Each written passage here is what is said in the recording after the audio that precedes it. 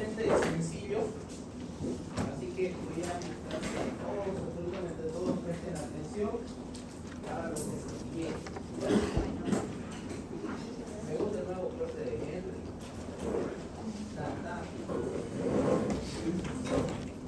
Bien, ¿qué vamos a ver el día de hoy? Sistema respiratorio. Empecemos como siempre con generalidades, en este caso fundamentos del sistema respiratorio. A ver, ¿cómo está compuesto el sistema respiratorio? ¿Cuánto? Tráquea. ¿Estás segura que hay dos pulmones? ¿Ah? Pulmones, bronquios, tráquea, pero así todo en desorden, un amorfo me han dicho ustedes. Cavidad nasal. Cavidad nasal. Faringe, laringe, tráquea, bronquios principales, bronquios, bronquiolos, alveolos,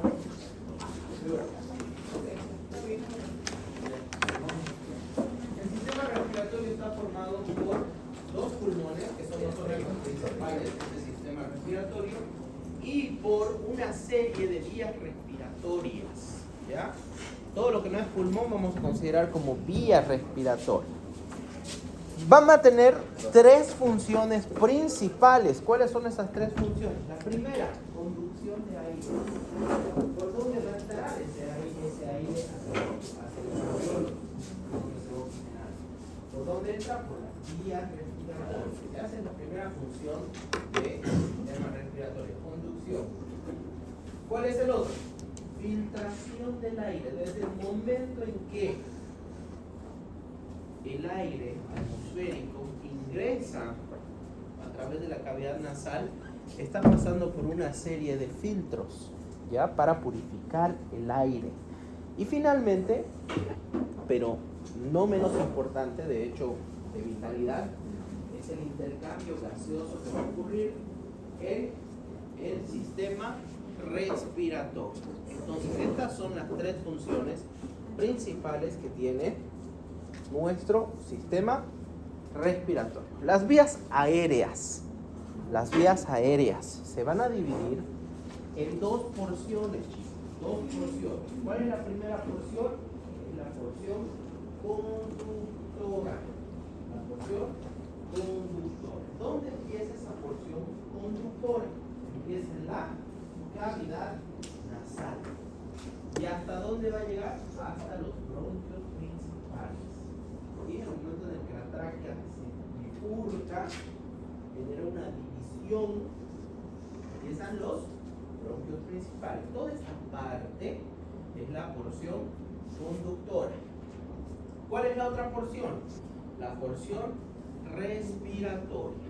Desde los bronquiolos hasta los alveolos. Toda la parte que va a tener como principal función llevar ese aire hacia el alveolo, donde va a ocurrir finalmente el intercambio gaseoso. Muy bien. ¿Qué es esto? A ver, aire acondicionado. Acuérdense de lo siguiente. Este aire que nosotros respiramos en esta porción conductora, tiene que sufrir un acondicionamiento. O sea, literal, es un aire acondicionado lo que tenemos que respirar. ¿Por qué? ¿Qué quiere decir eso de acondicionamiento? Tres características tienen que pasar para que ese aire que estamos respirando, ese aire atmosférico, sea acondicionado a adaptarse a mi organismo. Lo primero, tiene que calentarse. El aire que respiramos normalmente está calentado alrededor de 31-34 grados centígrados. ¿Ya? Esa es más o menos la temperatura que tiene que alcanzar para estar acondicionado. Segunda característica, la humedad. Tiene que alcanzar aproximadamente el 95% de humedad. Entonces ya vamos viendo que temperatura, humedad. Y finalmente el aire tiene que ser purificado, que tiene que ver justo con esto, ¿no? Con la filtración del aire.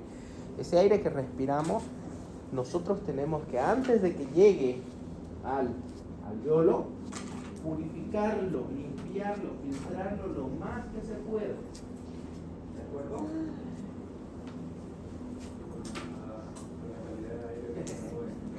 Bueno, ¿qué podemos hacer?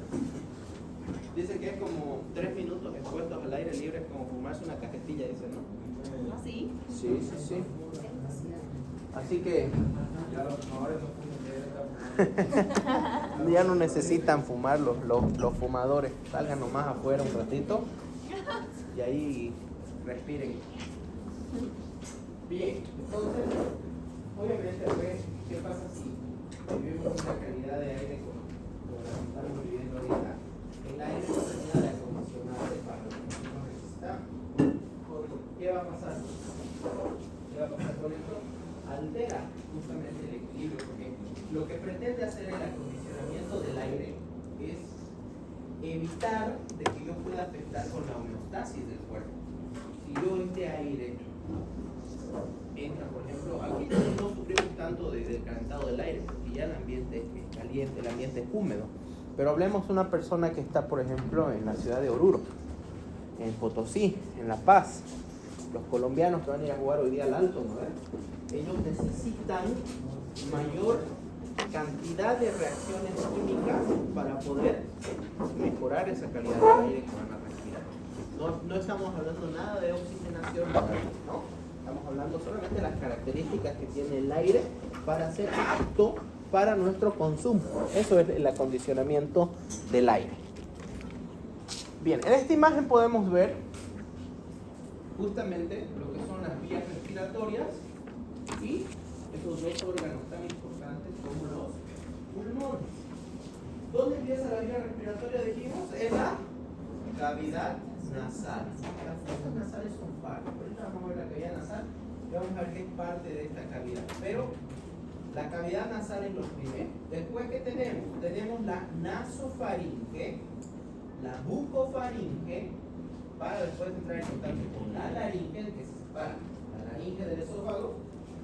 La laringe, por debajo de la tráquea, esa tráquea se va a bifurcar, se va a dividir en dos caminos, uno hacia el pulmón derecho y el otro hacia el pulmón izquierdo, a través de los bronquios.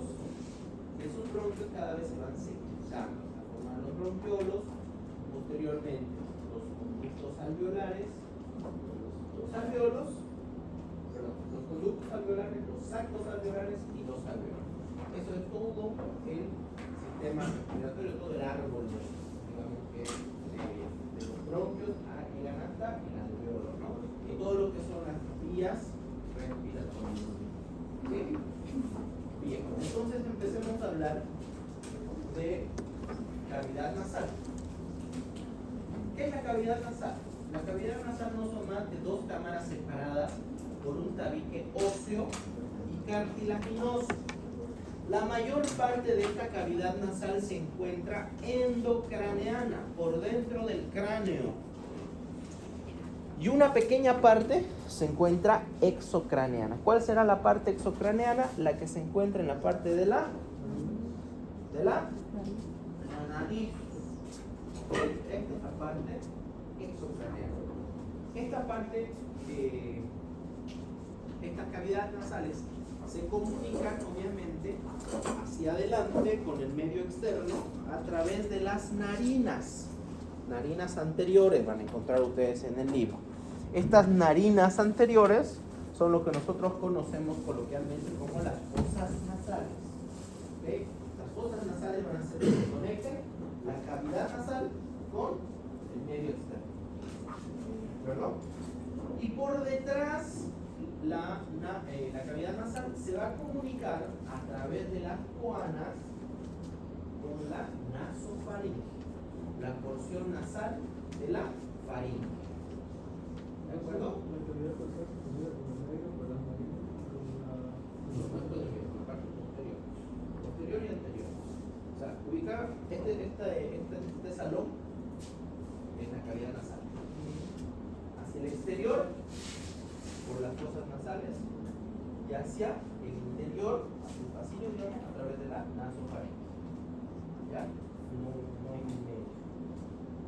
De hecho, en el medio tenemos un tabique que nos separa al medio ambiente por las narinas anteriores. ¿Ya? Fosas nasales. Bien. Lateralmente, hacia los laterales vamos a tener los senos paranasales. Y también va a estar el conducto nasolagrimal lateralmente. ¿Ya? Esa es la relación lateral. Pero entre medio, no se olviden, el tabique óseo cartilaginoso que va a separar a las cavidades nasales. En realidad son dos cavidades nasales, ¿no? Que están separadas. Bien. Hay tres regiones que nosotros tenemos que aprender en la cavidad nasal.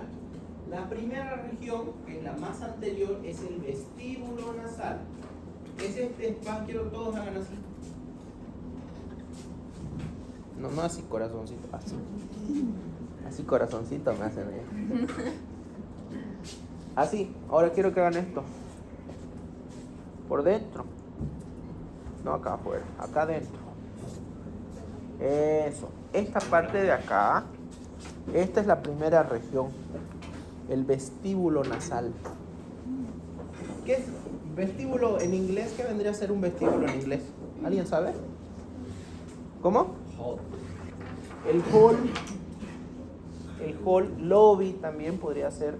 ¿Qué es eso? Es un recibidor, ¿no? Es un espacio, un salón adecuado, como una especie de recibidor.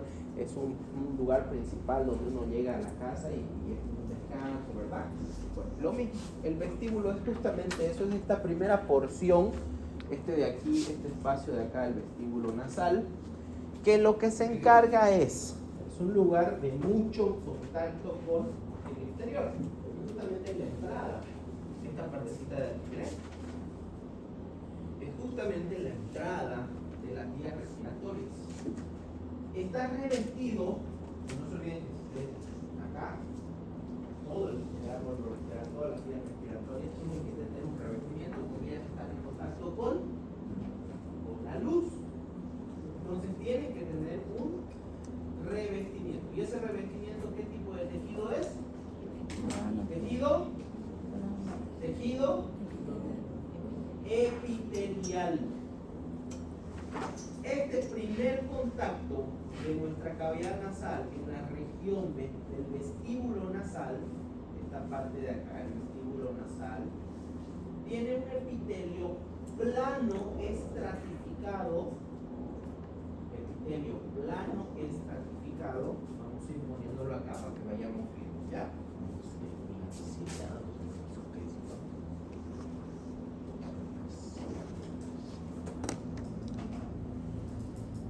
Plano estratificado, que es en la cavidad nasal, la región vestibular. ¿Ya? Epitelio plano estratificado. Con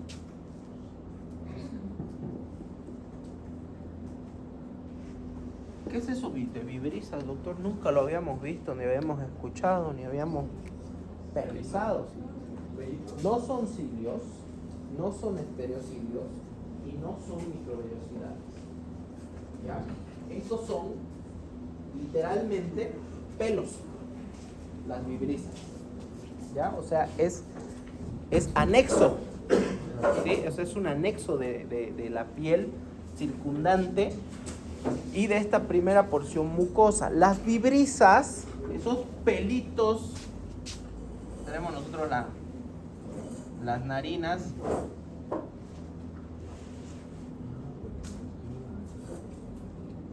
Y esos pelitos que hay, a ver, quiero ver esos pelitos. A ver, ¿quién me va a servir de ejemplo aquí? A ver. Hay algunos que salen, ¿no? Ahí. Esa mala maña que hay. A ver, a conciencia. ¿Quién tiene esa maquinita que uno se pone y se rasura los pelitos en la fosa nasal. Yo he visto mucha gente que lo hace, ¿no? O sea, incluso los varones que se compran las rasuradoras y demás vienen con el aparatito ese para ponerse en la nariz después. ¿Qué es lo que pasa? Esas vibrisas es la primera barrera contra partículas grandes para que no entren a la vía respiratoria. ¿Ok? Esos pelitos que hay, que están justamente acá en el vestíbulo, sirven de defensa. No están por adorno, no están porque sí. Además de las vibrisas, en esta región del vestíbulo nasal vamos a encontrar glándulas sebáceas que van a ser productoras de sebo. Ese sebo, ¿qué es lo que va a hacer? Va a generar una humectación, un ambiente propicio también para el atrapamiento de partículas. Eso por el humo aumenta la cantidad de mucosas. Bien, por eso se han dado cuenta, el ambiente tiene partículas pesadas, ¿ok? Con la contaminación ambiental. Yo no me acuerdo, fue hace unas 2-3 semanas que hubo una lluvia fuerte, igual. Y yo justamente un día antes, creo que yo la llamé la lluvia, había hecho lavar mi auto. Como dije, ay, soy tan yeta que mañana va a llover, le puse el forro al auto. Y dije, dije, ¿no? Bueno, en la mañana siguiente, en la parte que se acumula agua entre el parabrisas y el capó, era agua, literal, parecía café. O sea, yo podía ir con mi taza de café y de ahí ya tenía mi café, le ponía azuquita. O sea, literal era café. Entonces, esas son partículas que están suspendidas en el aire, que nosotros estamos respirando constantemente. Y son partículas pesadas, ¿de acuerdo? Esas partículas, justamente, mientras más grandes sean, es más difícil que puedan penetrar las vías respiratorias, justamente por esta primera defensa que tenemos. Al ser un lugar de mayor, digamos, que contacto con el medio externo, tiene que tener mejores defensas. Y esas defensas, además de la misma mucosa, que es la microbiota, lo que va a tener sus microorganismos que protegen contra patógenos, también me protege contra moléculas, ¿ok? Moléculas que en este caso son de la contaminación ambiental. Las vibrisas, los pelitos y también la producción del sebo, que eso va a funcionar como una especie de pegamento, para que esas moléculas queden ahí. Discúlpeme la ignorancia, pero salían las chimas así negras, ¿sí o no? ¿O me estoy inventando? Ya, más oscuras, dice. ¿Sí o no? Bueno, esas son las partículas que se van atrapando gracias al sebo. ¿Ya? Bien. Siguiente región. La región respiratoria de la cavidad nasal. ¿Cuál es la región respiratoria de la cavidad nasal? Es absolutamente todo lo que viene desde el vestíbulo hacia las coanas. ¿De acuerdo? Toda esta mucosa que yo estoy señalando aquí, toda esta mucosa que estoy señalando aquí, es la región respiratoria de la cavidad nasal. Esta región respiratoria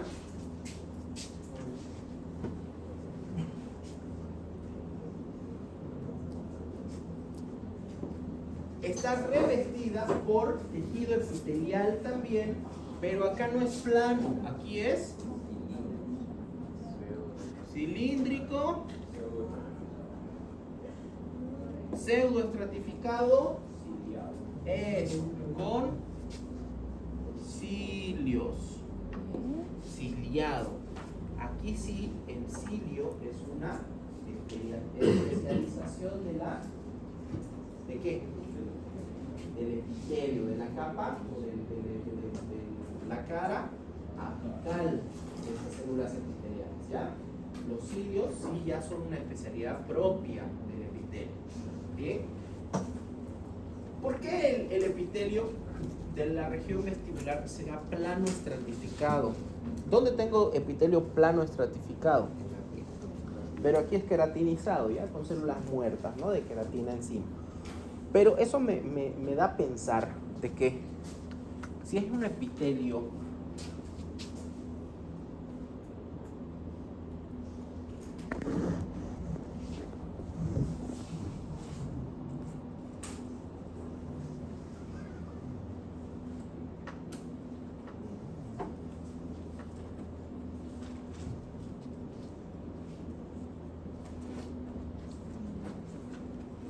Si es un epitelio plano,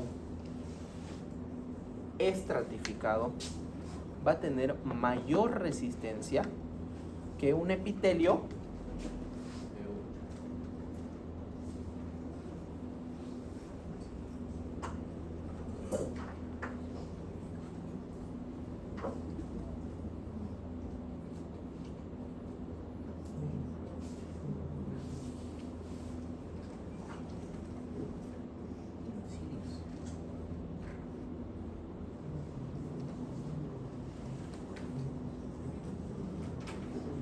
cambio en este.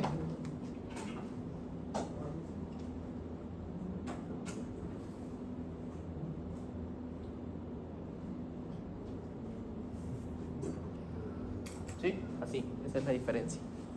Miren, los cilios son parte de la membrana celular. Está medio maluco. ¿Ya? Este es un lugar que obviamente tiene mejor capacidad de regeneración. ¿Por qué? Porque constantemente estas células van a estar reproduciéndose y migrando hacia la superficie. ¿Por qué? Porque cuando nosotros respiramos, hacemos esto, el aire es como si lo metiéramos por un embudo. El primer impacto y el más fuerte va a venir sobre esto. ¿Sí? El aire entra e impacta con fuerza sobre el vestíbulo nasal. Y eso necesita que tenga, además de toda la protección que les he dicho, esté como que reforzado. Por eso este vestíbulo está formado por este tipo de epitelio, ¿ya?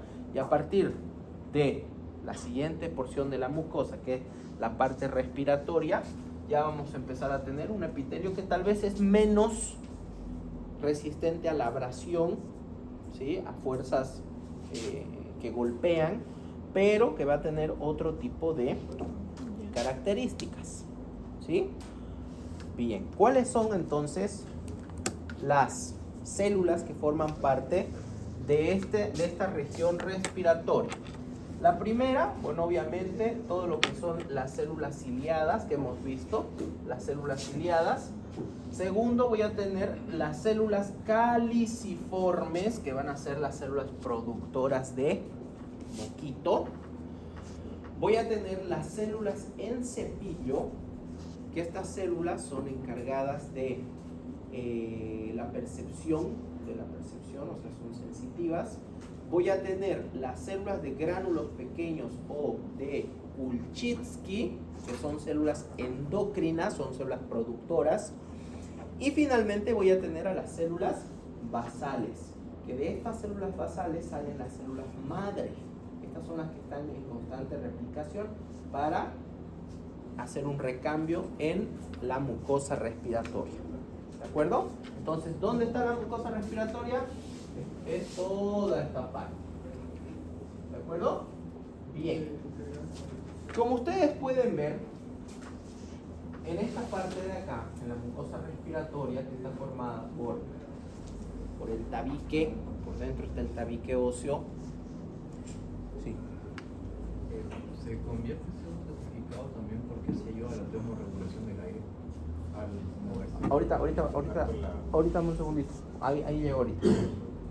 Acuérdense de lo siguiente. Esta parte de acá, ustedes saben y han visto en anatomía de que hay 3 pliegues, ¿sí? Hay 3 pliegues que van a formar, ¿qué cosa? Los cornetes nasales. Los cornetes nasales. Esos 3 pliegues que hacen, ¿qué es lo que va a pasar? Nuestro epitelio de la mucosa respiratoria, obviamente, voy a hacerlo rápido, ¿ya? Este epitelio está unido por su lámina basal, ¿a dónde? A lo que se llama la lámina propia. Y por debajo de la lámina propia está el tejido conectivo, ¿ya? Esta lámina propia es una región que está formado también por fibras del tejido conectivo, pero acuérdense que en esta región respiratoria de la cavidad nasal está súper recontra irrigada.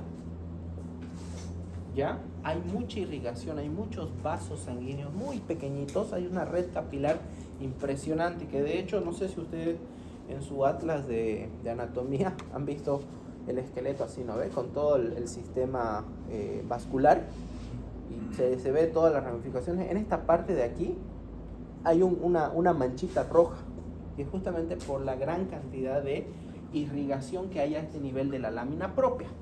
Ahora, estos cornetes, ¿qué es lo que generan? El aire que entra a través del vestíbulo, entra el aire de esta forma a través del vestíbulo nasal. Voy a dibujar aquí una naricita. Cualquier cosa dice, ¿no? Este aire entra en contacto con estas láminas, con estos cornetes, ¿y qué va a pasar? El aire va a hacer turbulencia. El aire hace turbulencia. Esa turbulencia, ¿qué es lo que genera? Que este aire entre en contacto con prácticamente toda la mucosa respiratoria. Por lo tanto, me ayuda, no se olviden que está irrigada, me ayuda a calentar el aire. Porque ¿a qué temperatura está corriendo el torrente sanguíneo? 36,4, 36,5 aproximadamente. ¿Ya? Esa es la temperatura. ¿Y a qué temperatura tengo que llegar? 33, 34. Siempre va a estar por debajo. ¿Sí? Nunca va a estar por encima la temperatura del aire calentado.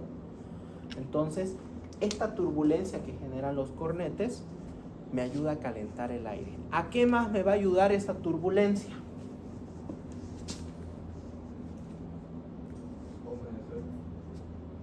A humedecerlo, ya es parte del contacto que va a entrar con estas células productoras, células caliciformes. ¿Qué más?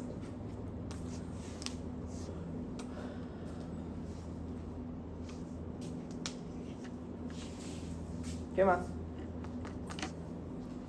No se olviden que estas células tienen, sí.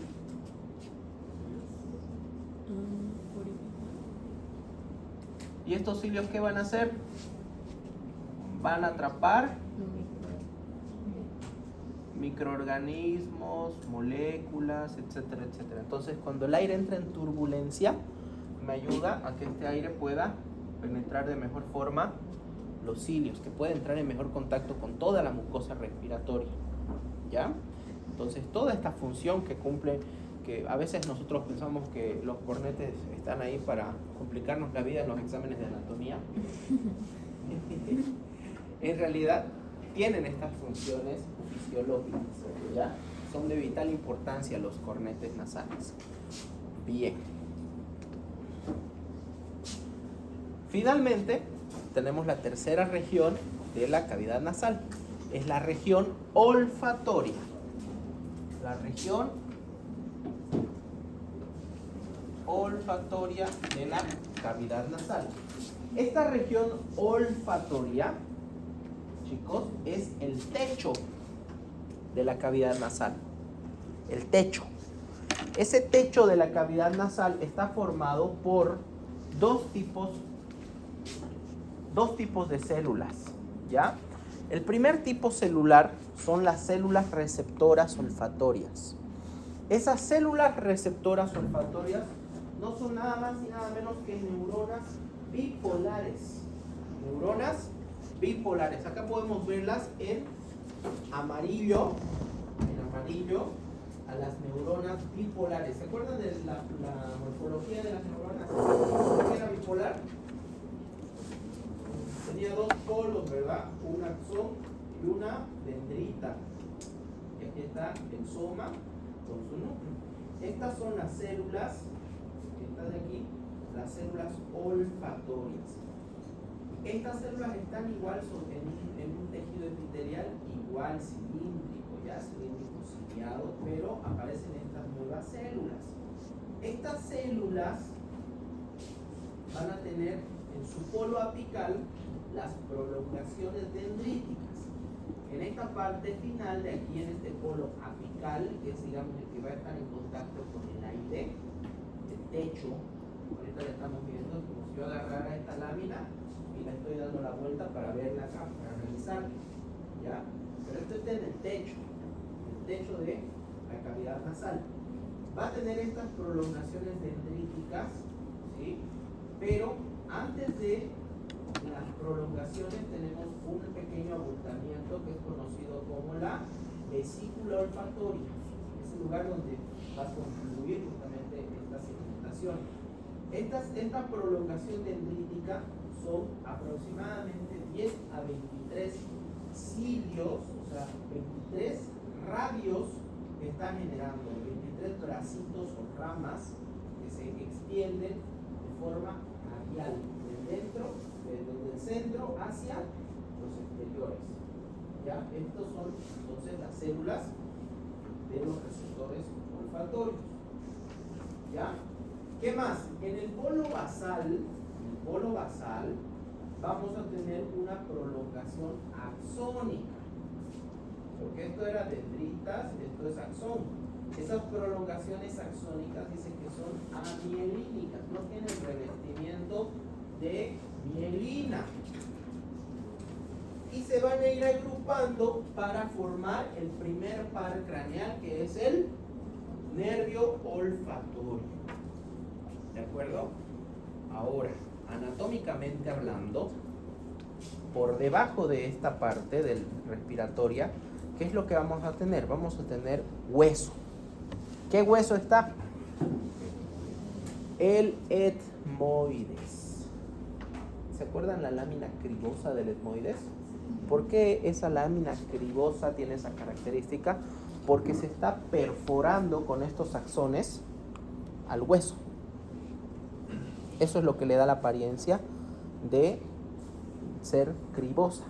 Esa perforación que le está generando estos axones para llegar al bulbo olfatorio. ¿Ya? El bulbo olfatorio está inmediatamente después del hueso etmoides. ¿Sí? ¿De acuerdo? ¿Estamos todos de acuerdo ahí? Bien. ¿Cómo ocurre la transducción olfatoria? A ver. Es facilito, lo vamos a hacer.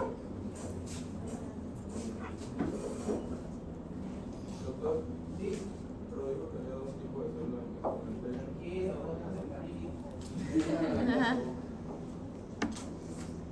Sí. Ya, la siguiente clase la vas a dar, voy a pasar. Ya. Bien, ¿cómo se da la transducción olfatoria? Dentro de las partículas que viajan en el aire, va a haber partículas que tengan la capacidad de ser aromáticas. Ya tienen una estructura química que son conocidas como moléculas odoríferas.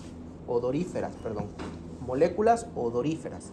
Esas moléculas odoríferas que entran van a unirse con proteínas que tenemos nosotros en la mucosa. Proteínas. Esas proteínas son llamadas proteínas olfatorias. Se unen y se van a fijar con estas moléculas odoríferas, generando o sintetizando sustancias que se van a unir a receptores que tenemos ¿dónde? En los cilios. En los cilios de este tejido epitelial cilíndrico ciliado, pseudoestratificado ciliado, ¿ya?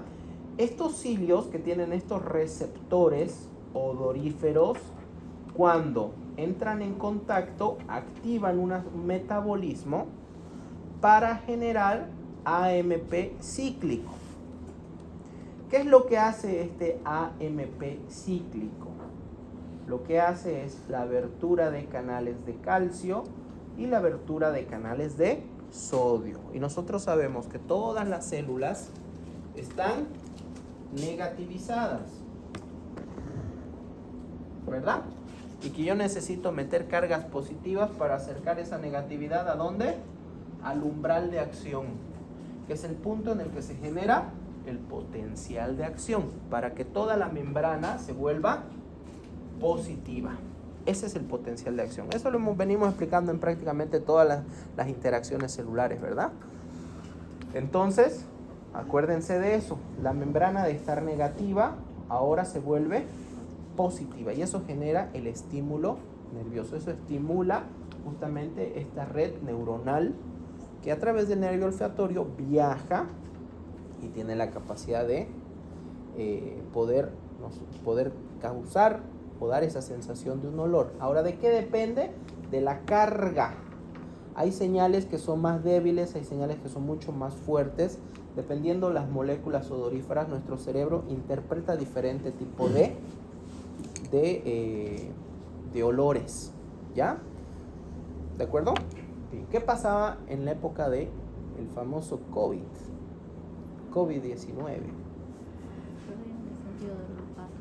Perdíamos el sentido del olfato, dice. Nos daba anosmia. No podíamos oler y decir, esto es vinagre. La típica, ¿no? Anda a oler vinagre. ¿Qué es lo que pasaba aquí? No habían estos receptores. O sea, las células odoríferas, las moléculas odoríferas estaban en el ambiente, pero no se producían, nuestras células no producían receptores olfatorios que también son proteínas. Por lo tanto, esta molécula no tenía con quién unirse para poder presentarse ante los receptores. ¿Sí? Esa es una de las teorías. La otra teoría, de que la célula no tenía la capacidad de producir sus receptores odoríferos. Esa es otra de las teorías que han sido investigadas. ¿A causa de qué?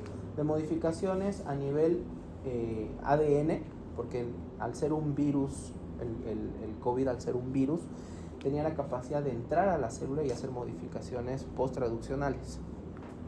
¿Ya? Entonces eso es lo que hasta el día de hoy se está explicando el porqué.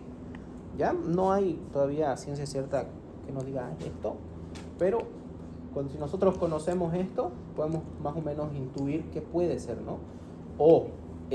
Porque las moléculas odoríferas, nada que ver, eso está en el medio ambiente.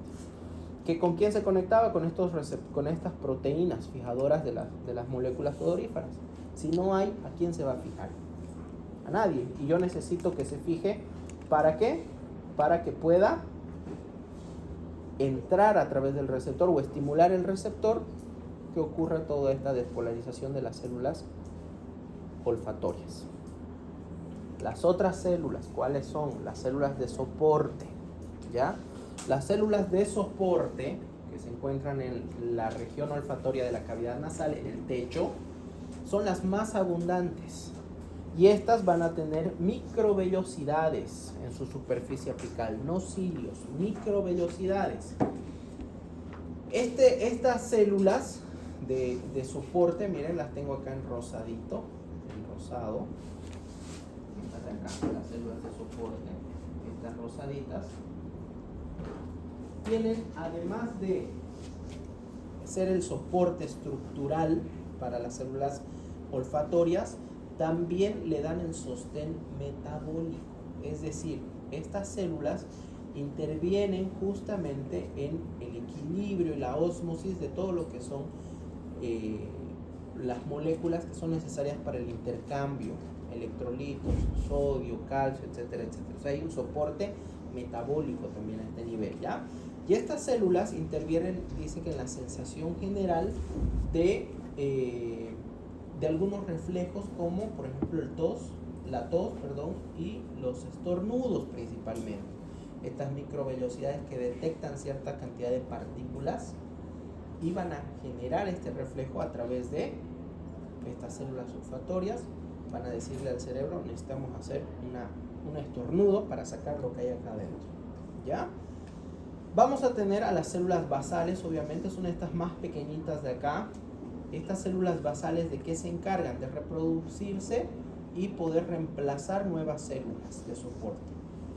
Vamos a encontrar las glándulas de Bowman, que son estas de acá, las glándulas olfatorias de Bowman, que lo que hacen es producir secreciones proteicas que funcionan como trampa para moléculas, o sea, defensa, y que además son el solvente de sustancias odoríferas, que hacen que moléculas muy grandes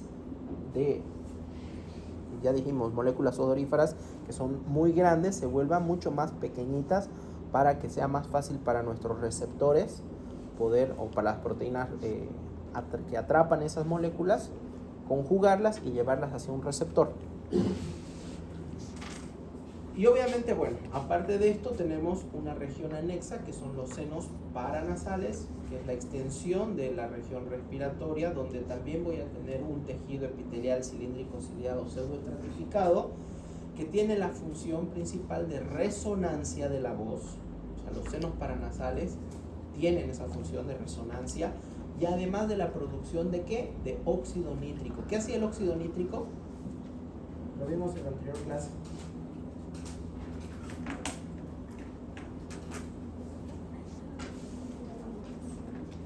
Vasodilatación. El óxido nítrico hace vasodilatación. ¿Qué genera esa vasodilatación? Mayor aumento del flujo sanguíneo, por lo tanto, mejor capacidad de poder calentar, mejor capacidad de poder humidificar el aire que está pasando a través de estas estructuras.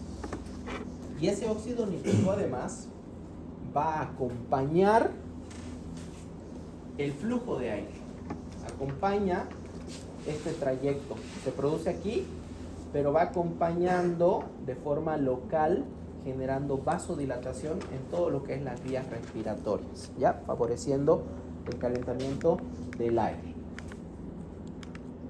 Uy, cavidad nasal. ¿Qué hora es? Un olor. Lo que se hace es se utiliza una sustancia aromática para darle olor a la gasolina. ¿Por qué? Obviamente es una sustancia que yo tengo que saber si está presente porque es inflamable. Entonces, esa es una molécula. Esa molécula se suspende en el aire, la respiro y gracias a las glándulas de Bowman se tienen que empezar a separar en moléculas más pequeñitas. A mayor cantidad de receptores que se van activando con estas moléculas odoríferas, mi cerebro interpreta de diferente forma el olor. Hay olores, por ejemplo, que a mí me pueden gustar. Por ejemplo, el olor de la clefa. No, mentira. Pero, por ejemplo, hay gente... La clefa es con lo que se pegan los zapatos. Y la gente usa para drogarse. Pero hay gente que lo siente muy agresivo, porque su cerebro interpreta que esa cantidad, esa carga de moléculas odoríferas es agresiva y tu cerebro le da una percepción a ese olor. A diferencia que a mí no me molesta, por ejemplo. ¿Por qué? Porque yo soy zapatero, digamos. ¿Te das cuenta? Y por eso también el olfato es adaptativo, porque a mayor cantidad de moléculas odoríferas que tu cerebro va captando, va conociendo y reconociendo, dice, ok, esta carga odorífera es normal, entonces ¿para qué voy a reaccionar a esto? ¿Sí? Eso es lo que genera prácticamente que tengamos percepciones diferentes de el olor, de los olores, ¿ya? Pero todo está de acuerdo a cargas moleculares. ¿Qué carga molecular tiene este olor? ¿Qué carga molecular tiene este otro? ¿Sí? Bien. Hablemos de la laringe. Entre la bucofaringe y la tráquea vamos a tener esta estructura que está formada por placas irregulares de cartílago hialino y elástico. La mucosa de la laringe va a tener dos pliegues que están separados por una invaginación que se llaman ventrículos. ¿Cuáles son los pliegues? Esta es la mucosa. Miren, quiero que vean todos esta parte de aquí. Esta es la mucosa de la laringe. Esta es la mucosa de la laringe. La parte que está en contacto con la luz. Acá, esta es la mucosa y esta es la mucosa de la laringe.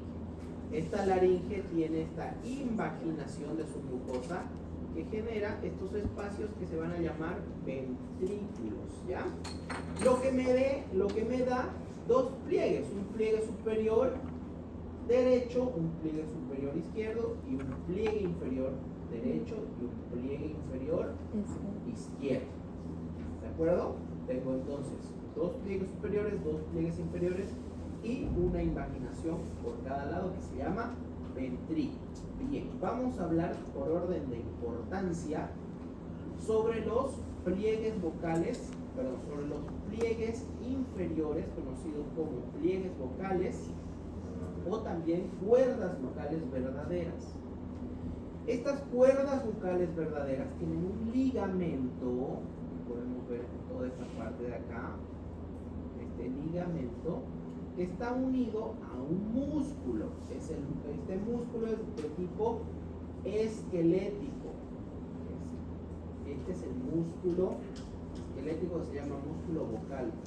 Este de acá, que lo que hace es abrir y cerrar estos pliegues. Estos pliegues son los que van a formar la glotis. ¿De acuerdo? ¿Para qué más se abren y cierran esos pliegues que forman la glotis? Para que en la salida del aire de los pulmones se puedan producir sonidos, por lo tanto, también fonación.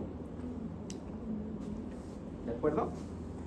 Y voy a tener también los pliegues superiores llamados pliegues ventriculares, los pliegues superiores, que como yo puedo ver histológicamente no tienen musculatura. ¿Ven la diferencia? Acá hay un músculo grandote, aquí en esta parte de acá músculo, en esta parte tejido conectivo, no hay musculatura, por lo tanto no tiene esa capacidad de contracción para abrir y cerrar absolutamente nada. Entonces, doctores, ¿no sirven? Sí sirven. ¿Por qué? Porque son los que van a crear resonancia. ¿Ok? Lo que genera resonancia. Son importantes para generar resonancia. Ambas cuerdas bucales, tanto las verdaderas como las falsas y las verdaderas, están revestidas por tejido epitelial plano estratificado.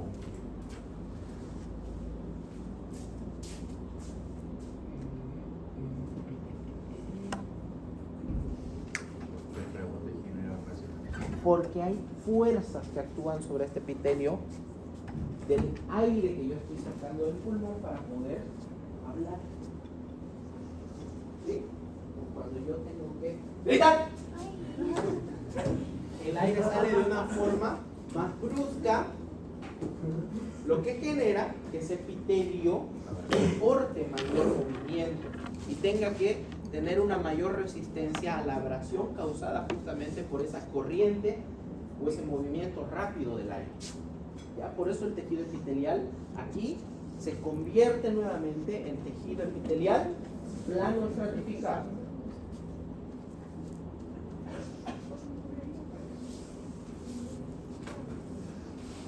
¿Qué viene después de la laringe?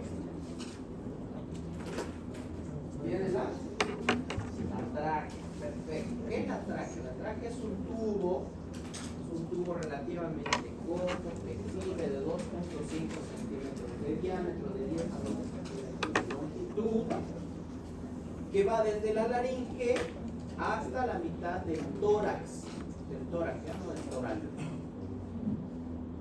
donde se va a dividir o bifurcar en bronquios principales. Ahora, esto está formado por anillos semicirculares de tejido cartilaginoso. Acá podemos ver este tejido, este anillo semicircular que forma la tráquea, acompañado de obviamente un revestimiento formado por tejido epitelial y tejido conectivo, ¿no? Tejido conectivo y obviamente tejido muscular de tipo liso, ¿de acuerdo? Ahora, pregunta del millón: ¿cómo se llama este calzoncito de acá?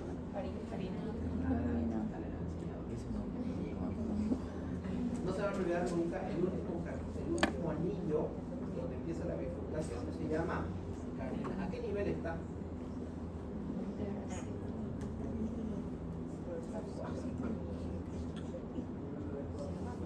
D, dorsal, abajo. D. Verdad, lumbar, sí. Ya, a nivel de T4, T5 ocurre la bifurcación. Aproximadamente ese es el nivel en el que va a ocurrir, ¿ya? Bien. La Karina entonces es la que dice, hasta aquí llega la tráquea y a partir de aquí empiezan los bronquios. Bien. ¿Qué tipo de tejido es el que va a formar la tráquea? ¿Qué tejido epitelial voy a tener? Voy a tener epitelio cilíndrico pseudoestratificado. Vuelvo al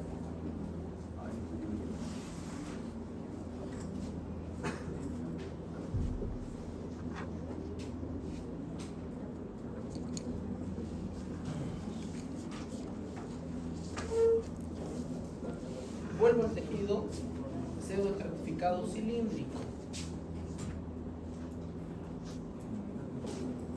Ciliado. Van a haber aproximadamente 250 cilios por célula. Aproximadamente 250 cilios por célula. Esta es una cantidad mayor a la que ya venía yo experimentando, donde hay aproximadamente 150 cilios por célula. Acá tengo casi el doble. ¿Por qué? Porque aquí ocurre el principal barrido mucociliar. Es decir, todas esas partículas que lleguen a atravesar las vías respiratorias hacia los alvéolos, a partir de aquí empiezan a generar esos cilios un movimiento constante que va haciendo ascender las secreciones con las partículas. Por eso se llama barrido. Yo, para barrer mi casa, normalmente dicen las mamás, no ve, hay que barrer de dentro hacia afuera, porque si no vas a meter toda la suciedad a la casa. Vos barres de dentro hacia afuera. ¿Para qué? Para generar ese barrido de todas las impurezas que hay en tu casa. Pasa lo mismo aquí. Empezamos a barrer desde abajo, desde los bronquiolos, empieza a subir esa secreción con las partículas atrapadas para llegar a la tráquea, donde ocurre finalmente este último barrido. Llega a la laringe, y en la laringe, ¿qué hacemos? ¿No? Y sale pómelo. ¡Ay, qué rico! Se ríe Daniela, ¿no? Daniela es la que cuando está resfriada se le come. Bien. ¿Qué células hay en la tráquea? ¿Qué células hay? Células ciliadas, que son las más abundantes, ya vimos. Cada una de ellas tiene aproximadamente 250 cilios. Vamos a tener células mucosas, son las productoras de moco. Vamos a tener células en cepillo, que son las células sensoriales y que también tienen quimiorreceptores que reaccionan ante la irritación. Son aquellas que cuando, por ejemplo, tú comes ají o yahua y te pasa un poquito, miércoles te genera tos y tos y tos y tos y tos, ¿verdad? Hasta que sale eso, ¿verdad? Tenemos las células glandulares pequeñas o de Kulczycki, que dijimos que eran células endocrinas, y finalmente las células basales, que son las células madre. Exactamente igual que en ¿dónde? En la región respiratoria de la cavidad nasal. Muy bien. Exactamente las mismas células. El mismo epitelio cilíndrico pseudoestratificado ciliar. Las células endócrinas son aquellas que te van a empezar a producir, por ejemplo, a este nivel, vasodilatación, bronco. ¿Ya? Trabajan ahí mismo, de forma local. Seguimos viendo entonces tráquea. La tráquea, veamos, esta es la mucosa, que es el tejido epitelial. Mira, viejo, güey. Genial. ¿Qué? Oye, me siento que estoy en un cuarto. Sí. Así había el cuarto de mi amor.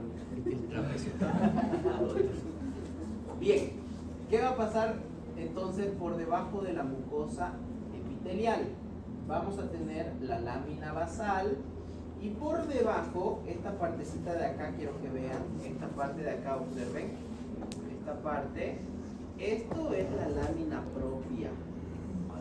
La lámina propia tiene tejido linfoide asociado a los bronquios. En este caso está en la tráquea, doctor, sí, pero es el mismo tipo de tejido linfoide. ¿Qué quiere decir eso? Que acá voy a encontrar células de defensa, linfocitos, macrófagos, como en cualquier tejido conectivo, pero una gran concentración de tejido linfoide asociado a los bronquios. Por debajo viene la submucosa. La submucosa, que es tejido conectivo, y nuestro tejido, nuestro libro enfatiza que este tejido conectivo es bastante laxo, es más laxo de lo normal. Después vamos a tener en esta submucosa vasos sanguíneos. Aquí estamos viendo un vaso sanguíneo, por ejemplo.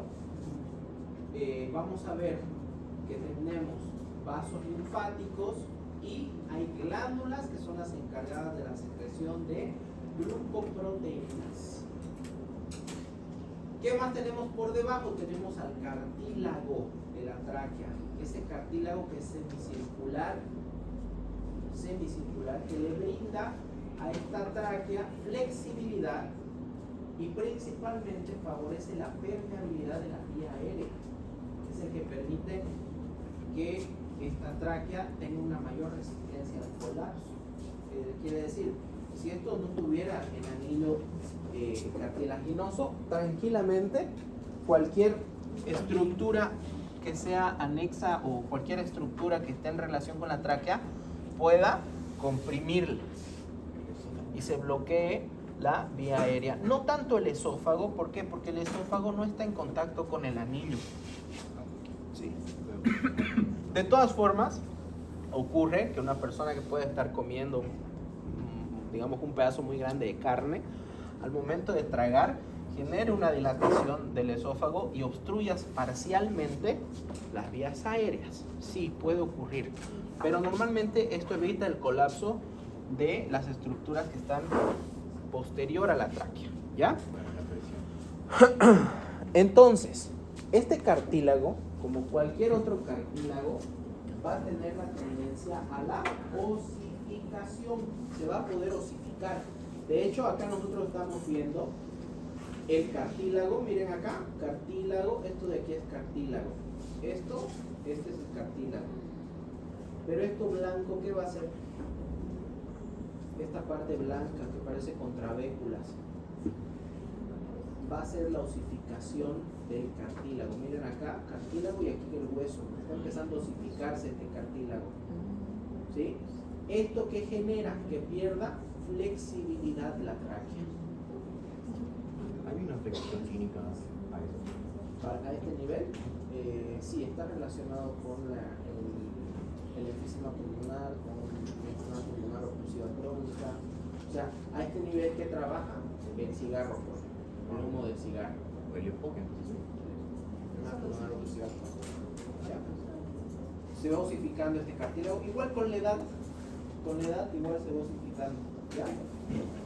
Posterior a esto está lo que nosotros conocemos como la adventicia. La adventicia no es nada más y nada menos que una estructura de tejido conectivo que va a generar fijación con las estructuras anexas. No es una serosa, no separa a la tráquea de la musculatura, de los tejidos anexos, más bien la une a la tráquea, la forma parte de. Eso hace la adventicia, ¿ya? Sigamos viendo, porque si no, pasamos sin tiempo y hoy día tenemos que acabar esto, sí o sí.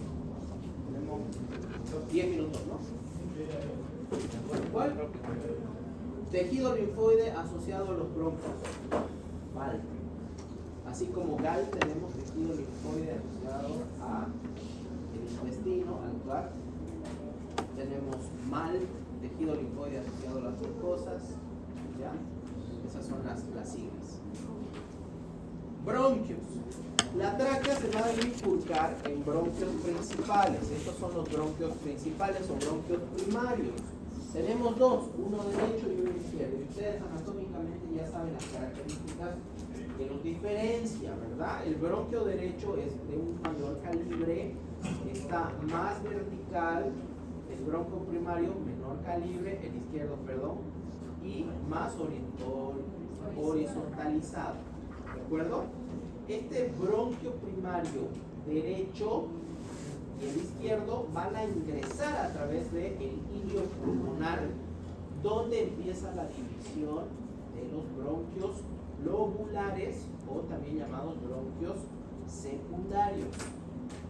En el pulmón izquierdo tenemos 8 bronquios segmentarios, 8 bronquios segmentarios que son considerados como los terciarios.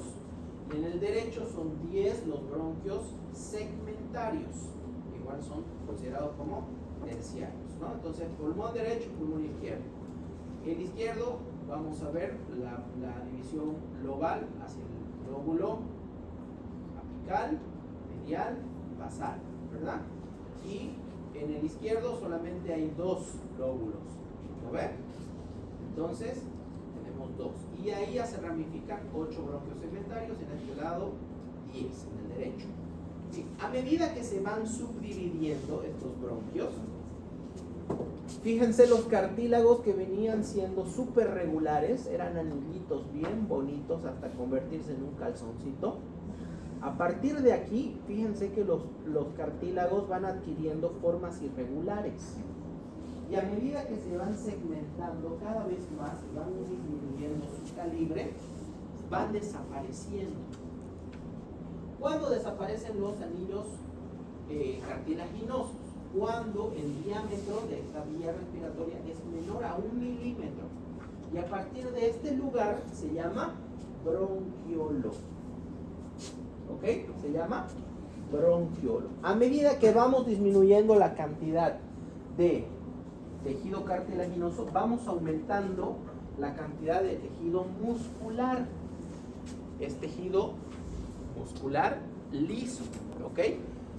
Entonces nuestros bronquios van a tener 5 capas. De adentro hacia afuera, la mucosa primero, que está formada por epitelio cilíndrico pseudoestratificado. Entonces acá pongo bronquio.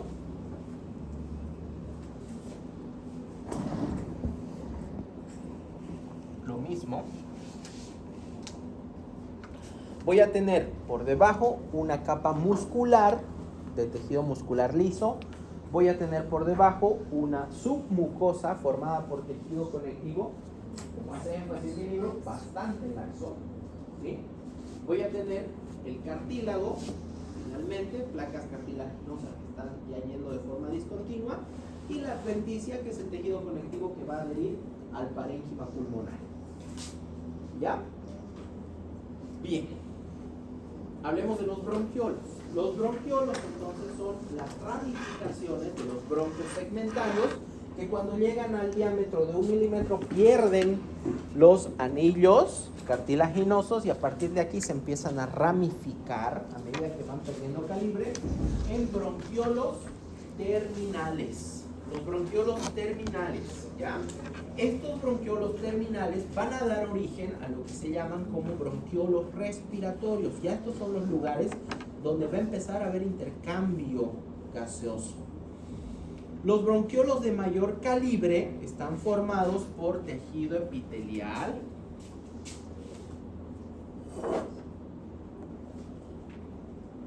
de mayor calibre. ¿Qué tejido epitelial?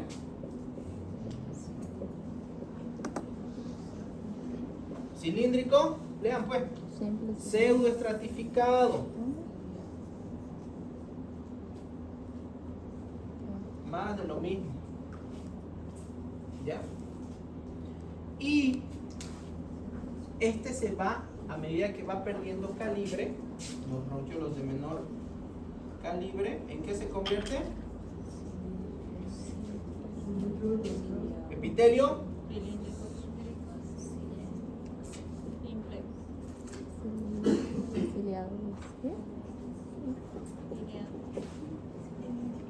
se va convirtiendo en epitelio cilíndrico simple, va perdiendo estratos, ¿de acuerdo?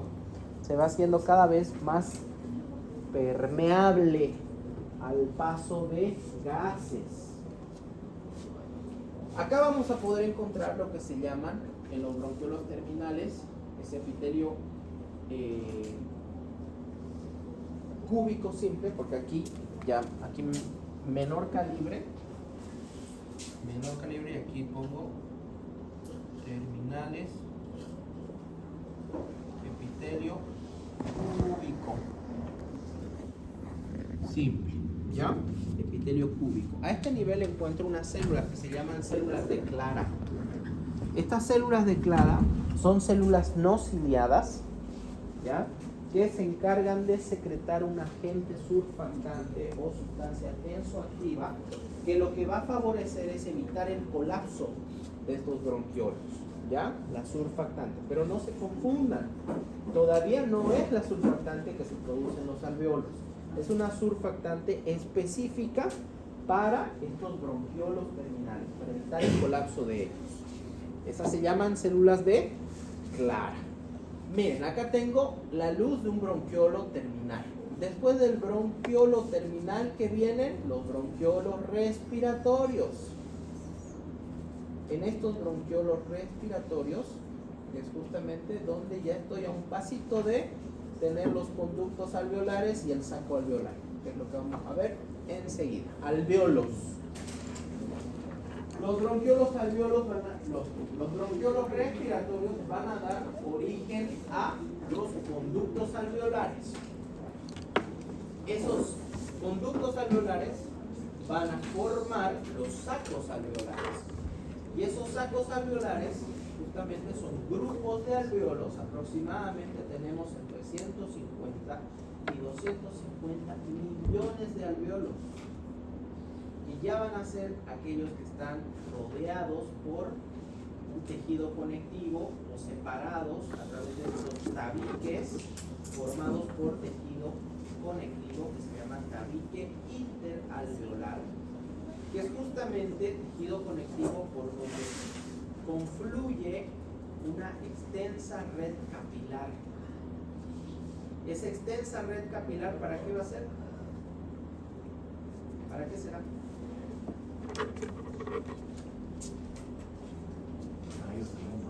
Para generar intercambio gaseoso, ¿no?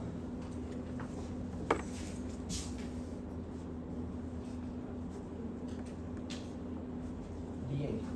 La superficie alveolar está expuesta, pese a todo el trabajo que se intentó hacer en las vías respiratorias, la superficie alveolar está expuesta todavía a partículas inhaladas, a diferentes tipos de patógenos, bacterias, virus, hongos, parásitos incluso, y diferentes tipos de toxinas. Por lo tanto, necesita tener protección, necesita tener defensa, y de eso se van a encargar una célula. ¿Cuál es esa célula? El neumocito de tipo 1. El neumocito de tipo 1 es una célula plana que tiene uniones ocluyentes. ¿Se acuerdan las especializaciones de las paredes laterales del tejido epitelial? Teníamos una zona, o la primera zona era la zónula ocludens, donde habían uniones ocluyentes. Estas uniones ocluyentes hacen de que las células planas estén estrechamente unidas y recontra muy bien impermeabilizadas y selladas para evitar el paso a través de célula y célula de estas sustancias tóxicas, de una infección bacteriana o de partículas que todavía llegaron pese a todo el esfuerzo que hizo la vía respiratoria de limpiar el aire, ¿ya? Este neumocito 1 entonces tiene la función de barrera. El neumocito tipo 2 es otro tipo de célula del alveolo, pero ella es secretora de la sustancia tensoactiva que nosotros conocemos como surfactante. Esta es la que evita justamente el colapso del alveolo, que el alveolo mantenga esa capacidad de poder ser un saquito y no colapse ante la presión, porque sabemos nosotros que la presión intratorácica es negativa. Si esa sustancia tensoactiva no funcionara, ¿qué va a pasar? El alveolo va a ceder a la presión negativa y finalmente va a colapsar. Si colapsa, no va a poder airearse. Si no se puede airear, no va a entrar en contacto con los tabiques interalveolares, que son los que tienen la red capilar que va a encargarse del intercambio gaseoso. ¿De acuerdo? Entonces, esa es la importancia del neumocito tipo 2. Y una pregunta que siempre le hacen los docentes rayados, como yo, es de qué o cuál es el principal compuesto de esta sustancia surfactante o de esta sustancia tensoactiva. Y este es el principal compuesto, el dipalmitoil fosfatidilcolina. Dipalmitoil, facilito ahí, dipalmitoil fosfatidilcolina. Dipalmitoil fosfatidilcolina. Ese es el principal compuesto de la sustancia surfactante. Y además tiene proteínas tensoactivas de tipo A, B, C y D. No vamos a entrar en detalle ahí, ¿ya? Pero esto es lo que va a formar la sustancia surfactante. Un fosfolípido y proteínas. Este dipalmitoil fosfatidilcolina. Me descorazonaré. Este compuesto de acá es un fosfolípido. ¿Ya? Es un fosfolípido. ¿Qué más va a haber? Va a haber las células en cepillo que tienen quimioreceptores que controlan la calidad del aire. Viéndolo de esta forma, vamos a ver esta barrera hematogaseosa de los alveolos. Aquí identifiquen esto es la luz alveolar, ¿verdad? Esta es la luz alveolar. Voy a tener la célula tipo 1, que es el neumocito tipo 1, que es este de aquí, miren. Esta célula que está revistiendo. Acá hay otra, acá tiene que haber otra. Esta célula es una célula plana. Por lo tanto, este epitelio del alveolo, ¿qué será? Epitelio plano.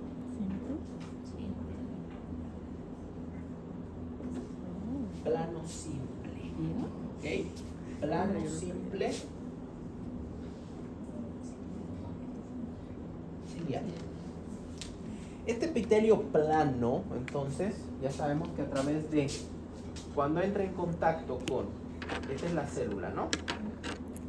Su lámina propia tiene que entrar en contacto con la lámina propia del endotelio. Este es el vaso sanguíneo, miren. Este vaso sanguíneo, ¿se acuerdan que cuando hablábamos capilares? Los capilares tenían características.